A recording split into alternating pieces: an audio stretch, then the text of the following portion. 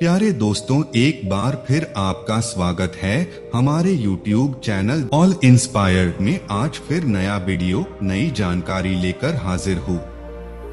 दोस्तों, आज की कहानी बड़ी ही प्रेरणादायक और मोटिवेशनल है, इसलिए इस कहानी को पूरा सुनिएगा।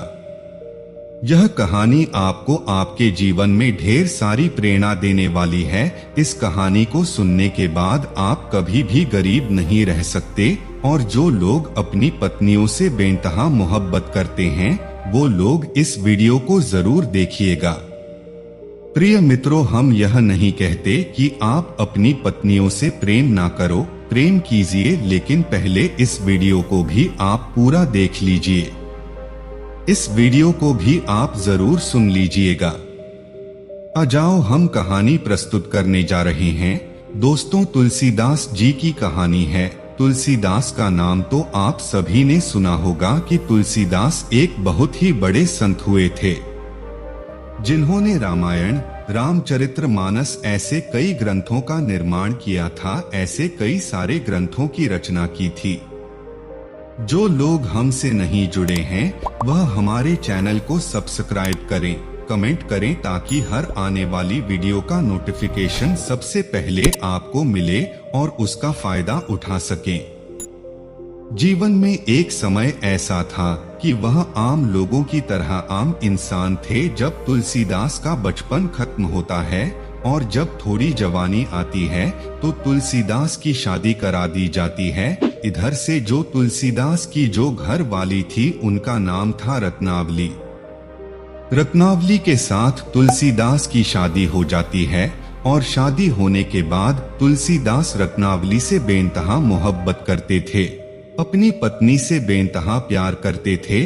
तुलसीदास दिन भर गायों को चराकर लाता और शाम को अपनी पत्नी को घर में नहीं पाता तो तुलसीदास बड़ा चिंतित हो जाता था और अपनी घरवाली को घर पर ना पाकर वह चारों तरफ ढूंढता था। और जब उसके घर वाली उसको मिल जाती थी तो तब जाकर तुलसीदास के दिल में चैन आता था, लेकिन दिन भर अपनी पत्नी रत्नावली का ही नाम जपता रहता था। वह दिन भर अपनी पत्नी को याद करता रहता था। इसके विषय में ऐसा कहा, तुलसीदास जो गाय चराने के लिए जाता था उनका काम यही था कि सुबह से शाम तक गायों को जंगल में चराते थे और शाम को गायों को घर पर लेकर आते थे। अब एक दिन तुलसीदास की घरवाली तुलसीदास से कहती है कि पतिदेव, तीजों का त्योहार बहुत नजदीक आ गया है और गांव-गांव में झूले पड़ने शुरू हो गए। सभी महिलाओं के भाई उनको लेने के लिए आए हैं, सभी बहन बेटियों के भाई उनको लेने के लिए जा रहे हैं, इसलिए मुझे भी मेरे पीहर जाना चाहिए। तब तुलसीदास अपनी पत्नी रत्नावली से कहता है, तुम मुझे छोड़कर चली जाओगी तो मैं किस तरह रहूं?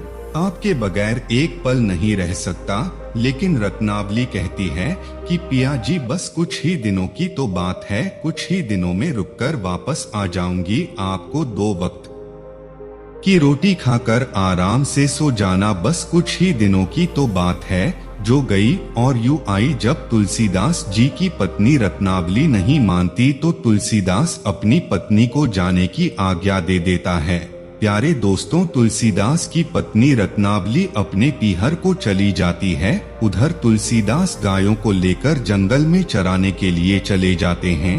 अब दिन भर तुलसीदास अपनी पत्नी का ही नाम जपते रहता है, रत्नावली, रत्नावली, रत्नावली। इसी तरीके से उसका दिन तो निकल जाता है और शाम के वक्त सभी गायों को लेकर अपने घर पर आता है। जब घर पर आता है तो घर के दरवाजे बंद दिखाई देते हैं।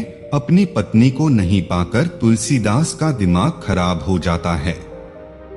प्यारे मित्रों, तुलसीदास को और कुछ नहीं दिखाई देता है, सिर्फ और सिर्फ अपनी पत्नी रत्नावली।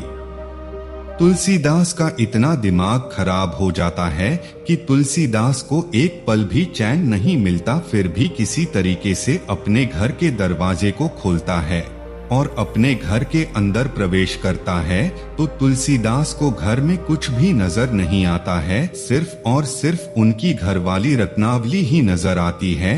इसलिए दोस्तों, अब तुलसीदास टूटी चारपाई पर विश्राम करने लग जाता है। तुलसीदास को नींद नहीं आती है, बस तुलसीदास के ख्वाबों में उसकी घरवाली रत्नावली चल रही थी। प्यारे दोस्तों, तुलसीदास की आंखों की नींद उड़ जाती है और उसका घर उसको खाने के लिए दौड़ने लगता है। तुलसीदास को ऐसा महसूस हो रहा था कि घर उसको खा जाएगा। तुलसीदास पत्नी से मिलने के लिए उठता है, तभी तगड़ी बारिश शुरू हो जाती है। मूसलाधार बारिश शुरू हो जाती है कि चारों तरफ पानी पानी हो जाता है। बारिश थोड़ी रुकती है तो तुलसीदास अपने घर से निकलते हैं। प्यारे मित्रों, जब तुलसीदास अपने घर से रवाना होते हैं, वह वक्त तकरीबन 12 बजे का था, यानी कि रात का दूसरा पाठ चल रहा था।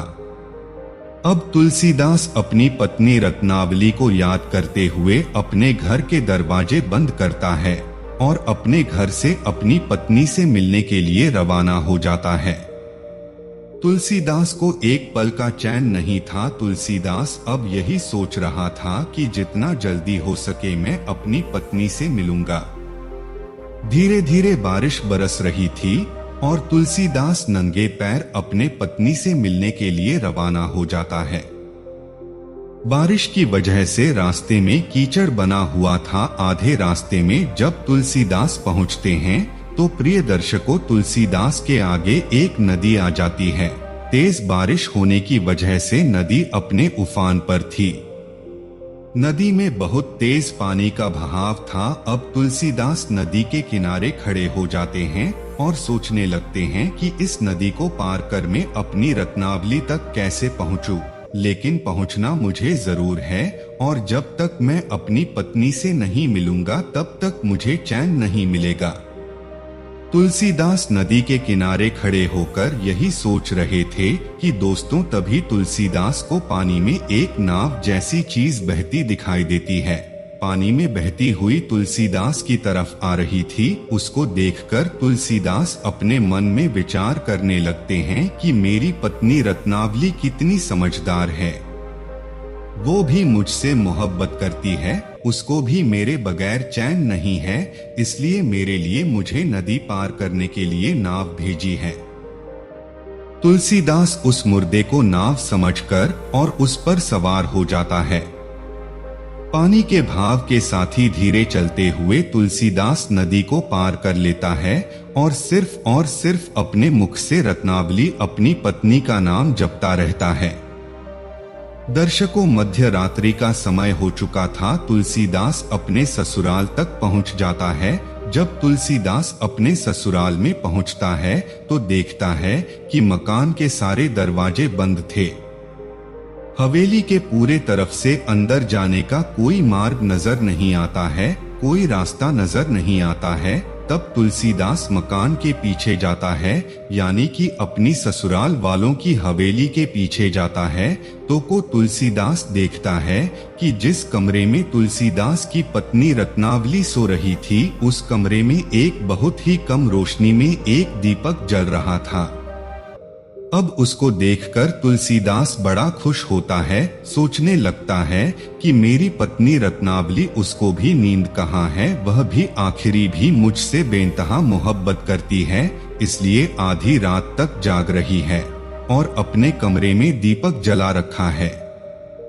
प्यारे मित्रों, इसी बात को तुलसीदास जी सोचने लग जाते हैं। अब तुलसीदास जी को एक चिंता सताने लगती है कि मैं अपनी पत्नी तक पहुंचूं तो पहुंचूं कैसे, क्योंकि चारों तरफ से दरवाजे बंद हैं, सभी लोग सोए हुए थे। तभी तुलसीदास जी को ऊपर से लटकती हुई एक मोटी रस्सी की तरफ नजर पड़ती है। अब उसे देखकर तुलसीदास बड़ा ही प्रसन्न होता है और सोचने लगता है कि मेरी पत्नी रत्नावली मुझसे कितना प्रेम करती है, वह भी मेरा इंतजार कर रही है, इसलिए मुझे ऊपर चढ़ने के लिए उसने रस्सा लटका दिया। लेकिन वो रस्सा नहीं था, एक काला अजगर सांप था जो पानी के नाले में होकर लटका हुआ था। जब तुलसीदास अजगर सांप को पकड़कर जाता है, वही ऊपर चढ़ता है और अपनी पत्नी के कमरे में जाता है। देखता है कि तुलसीदास अपनी पत्नी को जाकर जगाता है और कहता है, रत्नावली खड़ी हो, मैं आ चुका हूँ, अब तुम खड़ी हो जाओ। रत्नावली की नींद टूटती है। वह देखती है कि तुलसीदास तुम उनके पति उनके सामने खड़े हैं। रत्नावली बड़ी चौंक जाती है और अपने पति से कहने लगती है कि अरे मूर्ख इंसान, इस समय तू मेरे कमरे तक आ गया है। यदि तुम्हें आना ही था तो दिन में आता, सभी लोग तुम्हारा स्वागत करते। तुम एक चोर की भांति रात्रि के समय मेरे कमरे तक आ गए हो। इतनी मोहब्बत मुझसे करते हो, इतना प्रेम मुझसे करते हो। तभी तुलसीदास अपनी पत्नी रत्नावली से कहता है कि रत्नावली, तुम भी तो मुझे बेइंतहा मोहब्बत करती हो, तभी तो तुमने अपने कमरे में दीपक जला रखा है और मुझे आने के लिए नदी में नाव भेजी है, और तुम्हारी हवेली के दरवाजे बंद होने के कारण मुझे ऊपर चढ़ने के लिए तुमने रस्सा लटका दिया है। तुम भी मुझसे कितना प्रेम करती हो। अपने पति तुलसीदास की इतनी बात सुनने के बाद रत्नावली और भी चौंक जाती है और कहने लगती है कि मैंने तुम्हें कोई नाव नहीं भेजी है और ना ही मैंने कोई रस्सा लटकाया है। प्यारे मित्रों, तुलसीदास अपनी पत्नी से कहता है कि यह देखो, अभी भी रस्सा लटका हुआ है। तब तुलसीदास की पत्नी रत्नावली देखती है तुलसीदास अपनी पत्नी के प्रेम में अंधे होकर ऊपर चढ़ गए थे, मकान पर चढ़ते थे और जो पानी की नाव समझकर नदी पार की थी कि दर्शकों वो नाव नहीं, एक मुर्दा था। तब तुलसीदास की पत्नी अपने पति तुलसीदास से कहती है, अरे मूर्ख, जितना प्रेम तू मुझसे करते हो, जो एक मुर्दे को नाव समझकर आ गए, इस सांप को रस्सा समझकर आ गए, इतने अंधे प्रेम में पागल हो गए हो। इतना प्रेम यदि तुम ईश्वर से करते तो तुम्हारी मुक्ति हो जाती है, तुम्हारा जीवन सार्थक हो जाता। इतना प्रेम, इतनी लगन। तब तुलसीदास अपनी पत्नी रत्नावली से कहता है, मेरी बात गौर से सुनो। तुलसीदास कहते हैं, कितना देखकर झूठा भात, प्यास ना देखे नदी का घाट, नींद ना देखे टूटी खाट। रत्नावली, मैं तुमसे बेइंतहा मोहब्बत करता हूँ कि तुम्हारे बगैर कुछ भी दिखाई नहीं देता, बस सिर्फ और सिर्फ तुम दिखाई देती हो। तब रत्नावली अपने पति तुलसीदास से कहती है कि मूर्ख इंसान, इतना प्रेम तुमने ईश्वर से किया होता, इतना लगाव तुमने ईश्वर से किया होता तो तुम्हारा जीवन सार्थक हो जाता, साथ में मेरा जीवन भी सार्थक हो जाता है। यदि तुम्हारे थोड़ी सी भी शर्म है तो इसी वक्त से निकल जाओ, मेरे घर से निकल जाओ, भगवान की भक्ति करो। मेरे अंदर ऐसा कुछ नहीं है, मेरा यह मिट्टी का शरीर है, धर्म मेरा शरीर है। इसके पीछे तुम इतने पागल हो रहे हो, इस पागलपन को छोड़ो और तुरंत इसी वक्त मेरे महल से निकल जाओ, मेरे घर से बाहर निकल जाओ। और तुम सच्चे मर्द हो तो आज के बाद मुझसे प्रेम करना छोड़ दो, और जितना प्रेम तुमने मुझसे किया है उसमें से अधिक मात्र भी यदि तुम ईश्वर से प्रेम करने लगे तो तुम्हारी मुक्ति हो जाएगी। प्यारे मित्रों, तुलसीदास की पत्नी रत्नावली कैसी महिला, कैसी स्त्री होगी जिसने अपने पति को इतना बड़ा ज्ञान दिया। दोस्तों, आज के जमाने में जो स्त्रियां होती हैं, यदि उन स्त्रियों के साथ कोई मर्द ऐसा करता है तो वह पत्नी अपने आप को भाग्यशाली समझती है। यह सोचती है कि मैं बड़ी भाग्यशाली हूँ जो मुझे कितना प्रेम करने वाला पति मिला है, मैं बहुत खुशनसीब हूँ जो मुझे इतना प्रेम करने वाला पति मिला है। आज की महिलाएं ऐसा सोचती है, लेकिन प्रिय मित्रों, रत्नावली कितनी भाग्यशाली होगी जिसने अपने पति को एक ऐसी प्रेरणा दी, ऐसी प्रेरणा दे दी कि उसका पति तुलसी से तुलसीदास बन गया और अपनी पत्नी का त्याग करके भगवान की भक्ति में लग गया। अपनी पत्नी की बात सुनने के बाद तुलसीदास, प्यारे दर्शकों, जो सच्चा मर्द होता है, जो सच्चा इंसान होता है, उसके दिल में एक ऐसी चोट लगती है, और ऐसी चोट तब लगती है जिससे हम बेइंतहा मोहब्बत करते हैं। अब यदि वही हमें दुत्कार कर भगा दे तो वे, प्यारे दर्शकों, सीने में खंजर की तरह लगता है। ऐसा ही कुछ तुलसीदास के साथ हुआ था। तुलसीदास अपनी पत्नी रत्नावली से बेइंतहा मोहब्बत किया करते थे। अपनी पत्नी रत्नावली को बहुत ही चाहते थे, अपने प्राणों से भी ज्यादा चाहते थे। मेरे प्यारे दोस्तों, जब रत्नावली अपने पति से ऐसा कहती है, यदि तुम्हारे अंदर थोड़ी सी इज्जत, थोड़ी सी भी लाज शर्म है तो तुरंत मेरे महल से इसी वक्त निकल जाओ, और जितना प्रेम तो मुझसे करते हो उसमें से क्षण मात्र भी यदि तुमने ईश्वर से प्रेम किया होता तो तुम्हारी मुक्ति हो जाती है। तुलसीदास के सीने में ऐसा घाव हो जाता है और तुलसीदास उसी वक्त अपनी पत्नी को छोड़कर जाते हैं और चले जाते हैं, जंगलों में चले जाते हैं और वहां पर बहुत तपस्या करने के बाद श्री राम के साथ रहते हैं। प्यारे दर्शकों, तुलसीदास रत्नावली का पति अब तुलसी से तुलसीदास हो जाते हैं। प्रिय मित्रों, तुलसीदास पर प्रभु श्री राम की अति कृपा हुई कि तुलसी से तुलसीदास बन जाते हैं। इसलिए कहते हैं कि अपनी पत्नी से इतना भी मोह मत रखो, इतना भी बेइंतहा प्रेम मत करो कि तुम पागल हो जाओ। तुलसीदास के प्रथम गुरु उसकी पत्नी रत्नावली ही थी, जिन्होंने अपने पति को एक ऐसे मार्ग दिखाया, ऐसा एक भक्ति का मार्ग दिखाया जिससे तुलसी से तुलसीदास बन गए। और दर्शकों, तुलसीदास जी ने ऐसे ऐसे ग्रंथों की रचना की है, रामचरितमानस, रामायण। आज की प्रेरणादायक कहानी यहीं समाप्त होती है। हम उम्मीद करते हैं कि आज की छोटी सी कहानी आपको पसंद आई होगी।